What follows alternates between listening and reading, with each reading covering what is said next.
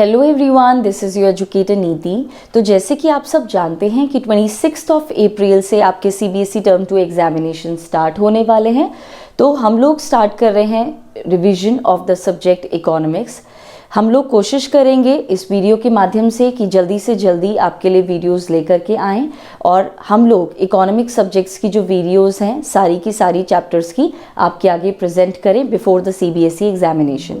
तो आज की इस वीडियो से हम लोग स्टार्ट कर रहे हैं chapter number 7, that is aggregate demand and aggregate supply and its related concept. And as you know that this chapter is very very important from the exam point of view. So let's start our revision.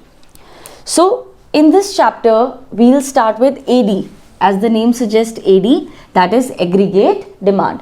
तो बेटा aggregate demand actual में है क्या?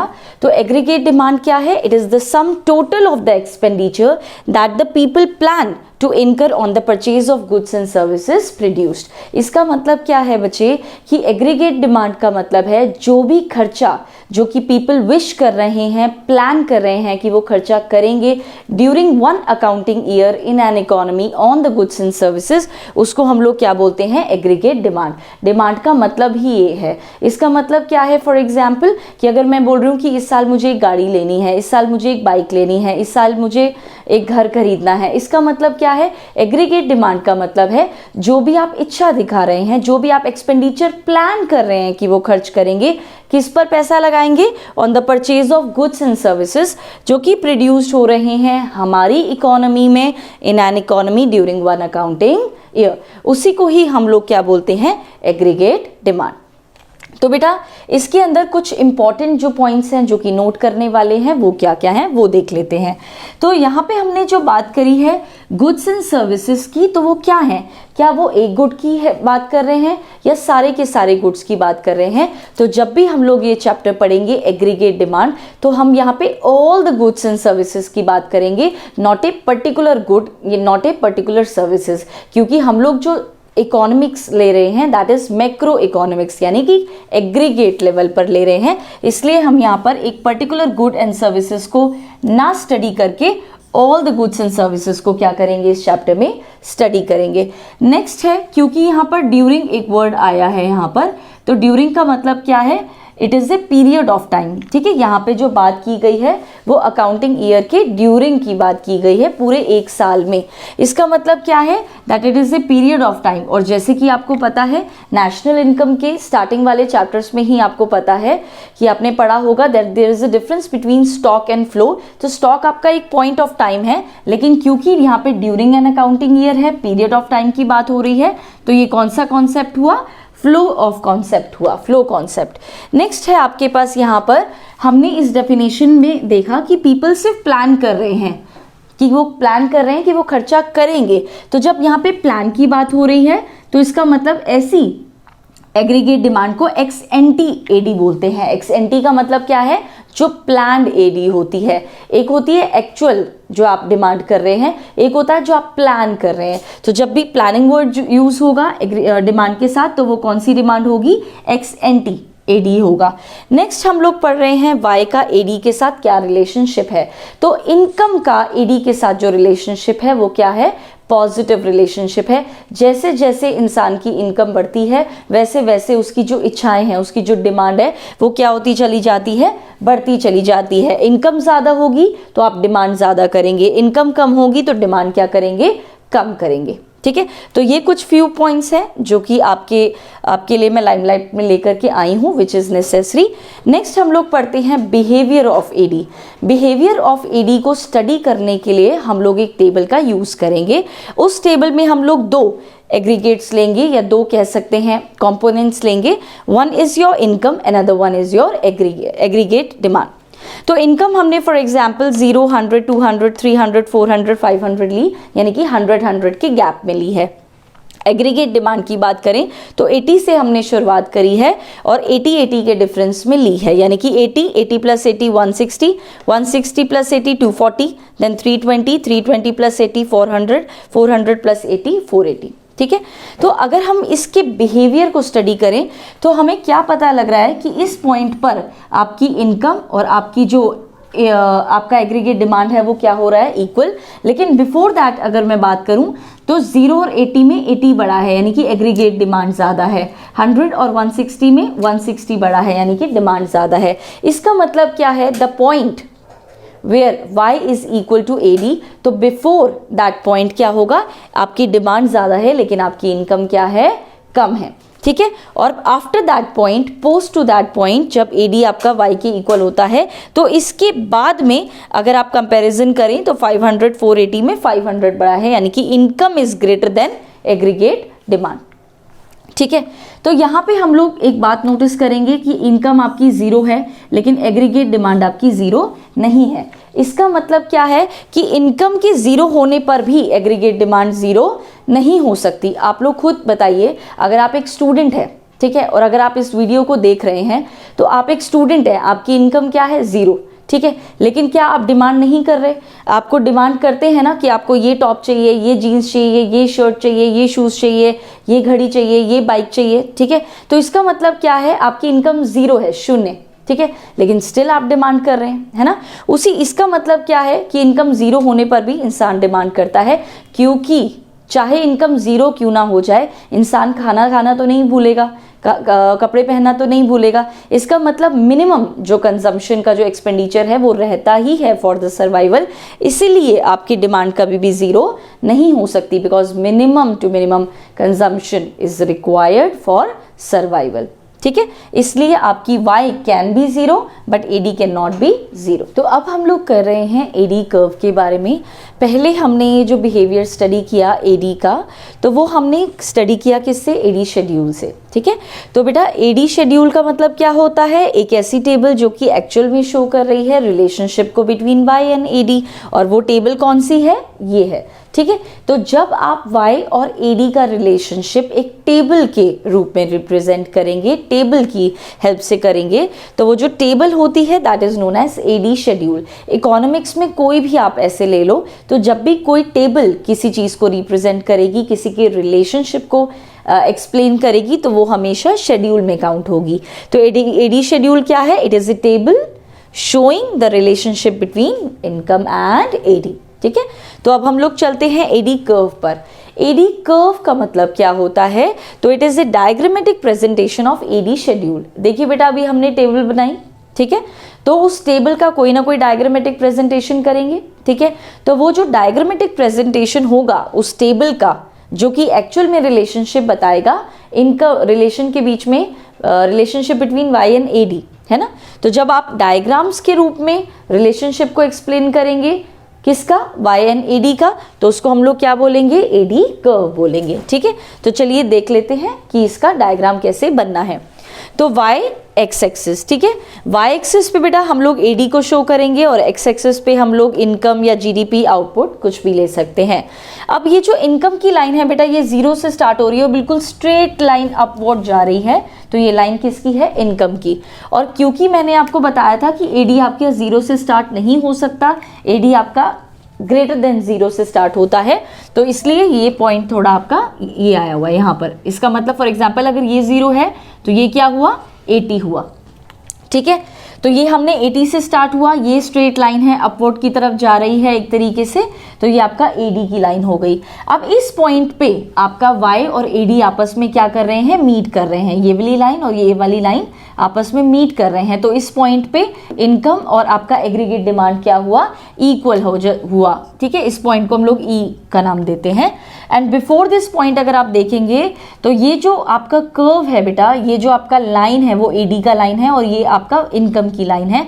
तो अगर दोनों में comparison करें, AD is greater then y है, लेकिन अगर बाद में जाएंगे पोस्ट टू दिस पॉइंट, ये आपका एग्रीगेट डिमांड की लाइन है और ये आपकी इनकम की लाइन है, यानी कि इनकम जो है आपका ग्रेटर है किससे, AD से। इसका मतलब जैसे जैसे इंसान की इनकम बढ़ती है उसी तरीके से एग्रीगेट डिमांड आप करते तो हो, लेकिन कुछ हिस्सा आप सेविंग्स में भी लगाते हो, ठीक है। तो ये आपका डायग्रामेटिक प्रेजेंटेशन हुआ। AD जो है that is equal to C plus I होता है। C stands for consumption and I stands for investment, ठीक है। अब यहाँ पे बेटा 45 डिग्री की एक लाइन मैंने यहाँ पे फॉर्म करी है। ये लाइन किसकी है बेटा? ये लाइन इंडिकेट कर रही है किसके लेवल को? इनकम के लेवल को। किसके लेवल को इंडिकेट कर रही है? इनकम के लेवल को, as shown on the X axis. AD आपका कभी भी जीरो नहीं हो सकता, ठीक है, क्योंकि यहाँ पे ये देखिए डायग्राम में भी ये ऊपर की तरफ बना हुआ है, ये जीरो से स्टार्ट नहीं हुआ, तो AD can never be zero. और जो मिनिमम, क्यों? क्योंकि minimum level of expenditure is always necessary for survival, ठीक है। कि ऐसा क्यों होता है?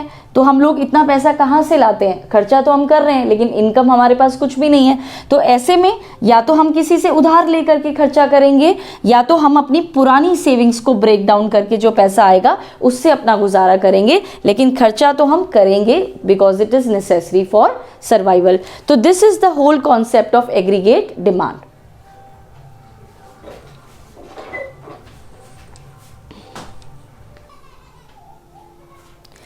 तो पहले हमने पढ़ा about the concept of AD, तो अब हम लोग चल रहे हैं about the concept of AS, that is aggregate supply, ठीक है।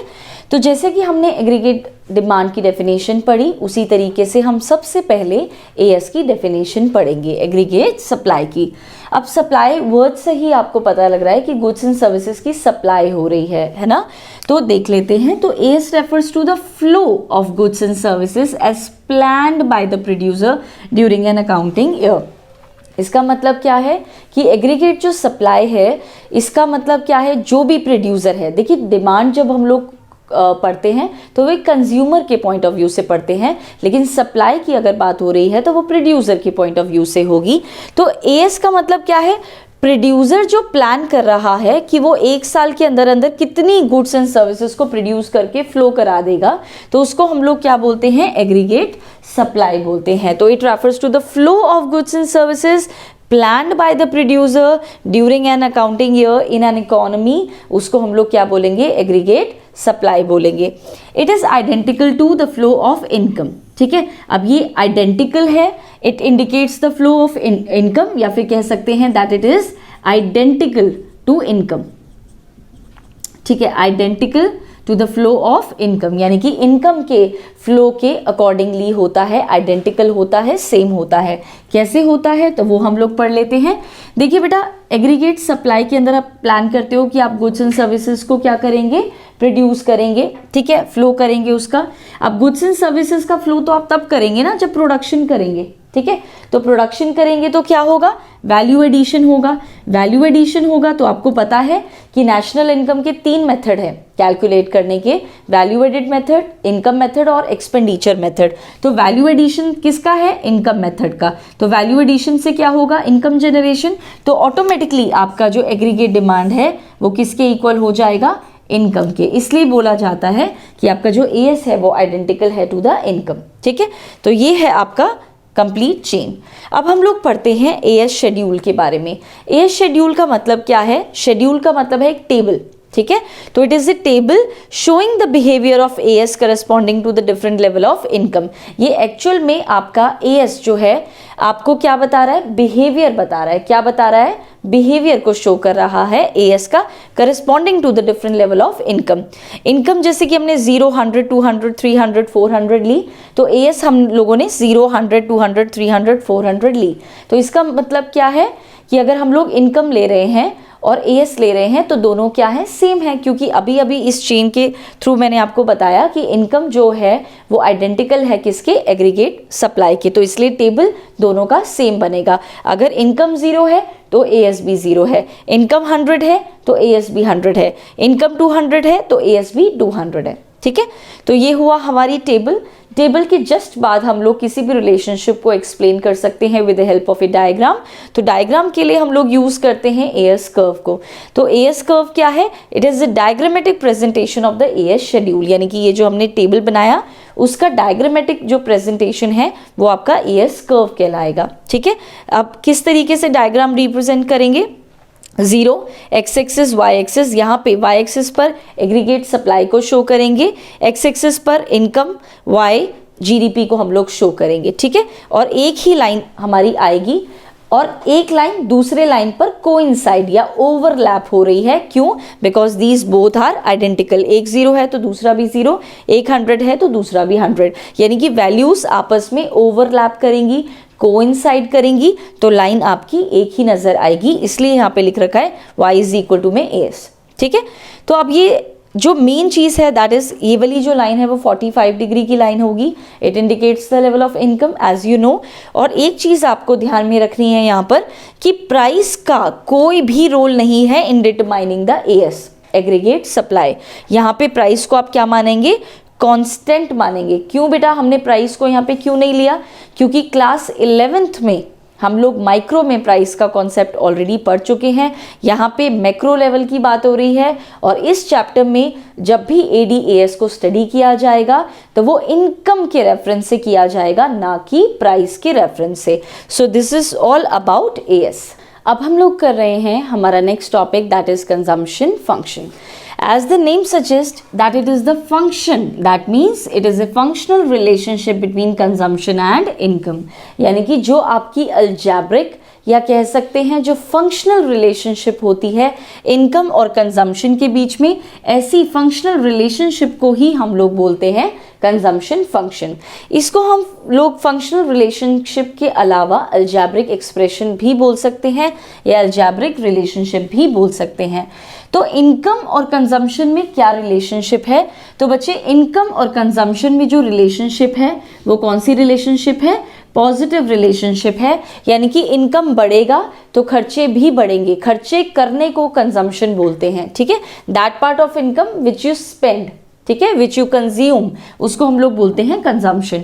तो इनकम बढ़ेगी तो कंजम्पशन बढ़ेगा और इनकम घटेगी तो कंजम्पशन भी क्या होगा, घटेगा। ठीक है, जो जितना ज़्यादा रिच होता है वो उतना ज़्यादा खर्चा करता है क्योंकि उसकी इनकम बहुत ज़्यादा होती है, और जिसकी इनकम कम होती है वो खर्चे भी क्या करता है, कम करता है। तो यानी कि पॉजिटिव रिलेशनशिप है। There is always a minimum level of consumption even when the income is zero. इसका मतलब क्या है, चाहे आपकी इनकम जीरो ही क्यों नहीं है, स्टिल आप लोग मिनिमम से मिनिमम कंजम्पशन करते ही हैं, खर्चा करते ही हैं। अगर आप लोग अभी का टाइम देखें, कोविड की टाइम देखें, ठीक है, बहुत सारे ऐसे लोग हैं जिनकी सैलरी बिल्कुल भी नहीं आ रही थी, तो क्या मैं उनसे सवाल कर सकती हूँ कि क्या आपने खाना छोड़ दिया, क्या आपने खर्चा करना छोड़ दिया, क्या आपने अपनी बेसिक नेसेसिटीज क्या पूरा करना छोड़ दिया? ऐसा नहीं हुआ ना। चाहे आप अपनी पुरानी सेविंग्स निकाली हो या किसी दोस्त याद से मदद ली हो या कहीं से भी बोरो किया हो पैसा, लेकिन आपने पैसा किया है, पैसा लिया है कहीं ना कहीं और खर्चा भी किया है। इसका मतलब क्या है, इनकम के जीरो होने पर भी आपने खर्चा किया है, यानी कि there is always a minimum level of consumption even when your income is zero.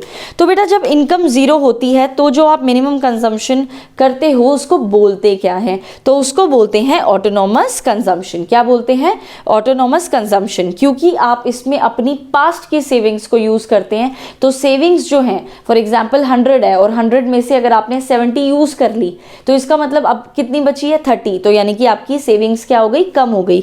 इसी वजह से बोलते हैं कि ऑटोनॉमस कंजम्पशन करने की वजह से, यानी कि इनकम जो है ना होने पर भी खर्चा करने की वजह से आपकी जो सेविंग्स हैं वो क्या हो जाती हैं, नेगेटिव हो जाती हैं। क्या हो जाती हैं, नेगेटिव। अब ऑटोनॉमस जो कंजम्पशन है उसको डिनोट किससे किया जाता है, तो ऑटोनॉमस कंजम्पशन को डिनोट किया जाता है C बार से। C के ऊपर हल्का सा हम लोग एक लाइन लगाते हैं जिसको हम लोग C बार बोलते हैं। ठीक है, अच्छा, जो कंजम्पशन है उसको क्या बोलते हैं, तो कंजम्पशन जो है उसको C बोला जाता है और ऑटोनॉमस कंजम्पशन को C बार बोला जाता है। ठीक है, अब हम लोग पढ़ते हैं टेबल और diagram so as to understand more understandably the relationship between y and C।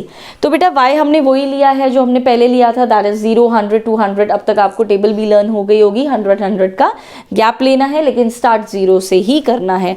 Consumption for example हमने 40 लिया 80 के गैप पर, तो 40 देन 120 देन 200, 80 का हमने यहाँ पे गैप लिया है। तो 40 प्लस 80 120 प्लस 80 200 प्लस 80 280 देन 360 480। ठीक है, अब अगर आप देखेंगे ध्यान से बच्चे तो ये एक ऐसा लेवल है जहाँ पे y और c क्या है, बराबर है। तो एक ऐसा पॉइंट जहाँ पे y यानी कि इनकम उतनी है जितना कि आप एक्चुअल में खर्चा कर रहे हैं, तो इनकम खर्चे के बराबर है, तो ऐसे पॉइंट को हम लोग क्या बोलते हैं, हैं ब्रेक इवन पॉइंट। तो एक ऐसा पॉइंट जहाँ पे वाई सी के बराबर है, जितना कमा रहे हो उतना सारा का सारा खर्च कर रहे हो, ना कुछ बचा पा रहे हो ना कुछ और, तो ऐसे पॉइंट को ब्रेक इवन पॉइंट बोलते हैं। तो इस पॉइंट से अगर हम लोग ऊपर की बात करें तो 0 और 40 में 40 ग्रेटर है, 100 और 120 में 120 ग्रेटर है। इसका मतलब खर्चे ज्यादा और इनकम क्या है, कम। यानी कि खर्चे ज्यादा का मतलब क्या है, C is greater than Y. Income है इतनी है नहीं, खर्चे बहुत ज़्यादा है, यानी कि सेविंग्स क्या होती चली जा रही हैं, नेगेटिव होती चली जा रही हैं। और एक ऐसा पॉइंट जहाँ पे ब्रेक इवन पॉइंट है, वहाँ पे आपकी सेविंग्स क्या है बच्चे, 0, क्योंकि जितना कमा रहे हो उतना खर्च कर रहे हो, तो कुछ बचा तो पा नहीं रहे हो, तो कुछ बचा नहीं पा रहे हो तो सेविंग क्या हो जाएंगी, 0। आफ्टर दैट पॉइंट, यानी कि जब एक पॉइंट है जहाँ पे y और c बराबर है, तो इसके बाद में अगर आप कंपैरिजन करें तो 300 और 280 में 300 बड़ा है, यानी कि इनकम ज़्यादा है। अगेन इन दोनों में कंपैरिजन करें तो इनकम ज़्यादा है, 500 और 480 में 500 ज़्यादा है, तो इनकम क्या है, ज़्यादा। इसका मतलब क्या है, पोस्ट दैट पॉइंट आपकी इनकम क्या होती है, ज़्यादा, और कंजम्पशन क्या होती है, कम। इसका मतलब अगर आप 100 रुपये कमा रहे हो फॉर एग्जाम्पल, और अगर 80 आपने खर्च भी कर दिए तो 20 तो अभी भी बचे ना आपके पास, अब 20 को क्या कर लेंगे, सेव कर लेंगे, पॉजिटिव सेविंग्स है। तो यहाँ पे हमारी सेविंग्स क्या रहेंगी, पॉजिटिव। तो जब आपका कंजम्पशन इनकम से ज़्यादा होगा तब आपकी सेविंग्स कम होंगी, सेविंग्स जो है नेगेटिव होंगी कह सकते हैं। जब आपकी वाई सी के बराबर होगा तब आपकी सेविंग्स 0 होंगी, कुछ भी नहीं आप एक तरीके से सेव कर पा रहे। और जब आपकी कंजम्पशन कम और इनकम ज़्यादा होगी तब आप उस केस में सेविंग्स आपकी क्या होंगी, पॉजिटिव होंगी। ठीक है, तो अब हम लोग देख लेते हैं इसका डायग्राम। एक्स एक्सिस पे हम लोग क्या शो करेंगे बच्चे, एक्स एक्सिस पर हम लोग शो करेंगे इनकम, और वाई एक्सिस पर हम लोग शो करेंगे कंजम्पशन। ठीक है, अच्छा यहाँ पे इनकम का जो आपका लाइन है वो आपका 0 से ही स्टार्ट होगा, जैसे कि आप यहाँ से देख सकते हैं, स्ट्रेट लाइन मूविंग अपवर्ड। ठीक है, और आपकी जो कंजम्पशन की लाइन है वो 0 से ना स्टार्ट होकर के थोड़ा ऊपर से स्टार्ट हो रही है, यानी कि 40 से स्टार्ट हो रही है। तो यहाँ से हम लोग इसको स्टार्ट करेंगे। अब मैंने आपसे क्या कहा था, ऐसी consumption, minimum level of consumption जो आपकी इनकम के 0 होने पर होती है उसको ऑटोनोमस कंजम्पशन बोलते हैं। तो बेटा इनकम 0 कहाँ पर है, यहाँ पर। तो इनकम के 0 होने पर भी जो कंजम्पशन हो रही है, ऐसी कंजम्पशन को हम लोग क्या बोलते हैं, ऑटोनोमस कंजम्पशन। तो 40 यहाँ पे क्या हुआ, ऑटोनोमस कंजम्पशन हुआ, जिसको डिनोट किया जाएगा सी बार से। ठीक है, तो यहाँ पे सी बार आ गया। सी बार भी लाइन स्ट्रेट बनेगी, क्यों स्ट्रेट बनेगी, क्योंकि कांस्टेंट आपका इसमें स्लोप है, जो कि हम लोग नेक्स्ट वीडियो में पढ़ेंगे। ठीक है, अब यहाँ पे सी बार है, यहाँ पर अपवर्ड स्लोपिंग है आपका, जो कि अपवर्ड डायरेक्शन में जा रहा है, from the left to the right. ठीक है, सेम वो भी अपवर्ड स्लोपिंग है, सी भी अपवर्ड स्लोपिंग है। तो दोनों अपवर्ड स्लोपिंग का मतलब है कि पॉजिटिव रिलेशनशिप है between the Y and C. Y के बढ़ने पर सी भी ऑटोमेटिकली बढ़ना स्टार्ट हो जाता है। तो इसलिए दोनों ही यहाँ पे जो है अपवर्ड स्लोपिंग है। यहाँ पे ये वाई की लाइन है, ये सी की लाइन है। वाई और सी इस पॉइंट पे मीट कर रहे हैं। The point where Y is equal to C, that point is called break even point, BEP, that is break even point। ठीक है, इस पॉइंट से पहले अगर हम लोग कंपैरिजन करें तो जैसे कि मैंने आपको बताया, इस पॉइंट से पहले कंजम्पशन ज़्यादा है, खर्चे ज़्यादा कर रहे हो, इनकम इतनी नहीं है। और post to that point, after that point आपकी इनकम ज़्यादा है और आपकी कंजम्पशन क्या है, कम। तो ये है आपका डायग्रामेटिक प्रेजेंटेशन किसका, कंजम्पशन फंक्शन का। ये है आपकी टेबल, और ये कंप्लीट मैंने आपको बताया किसके बारे में, कंजम्पशन फंक्शन के बारे में। अब हम लोग नेक्स्ट वीडियो में इसके आगे का जो टॉपिक्स हैं, स्लोप ऑफ सी लाइन और इसके जो न्यूमेरिकल्स हैं कंजम्पशन फंक्शन के, उनको स्टडी करेंगे।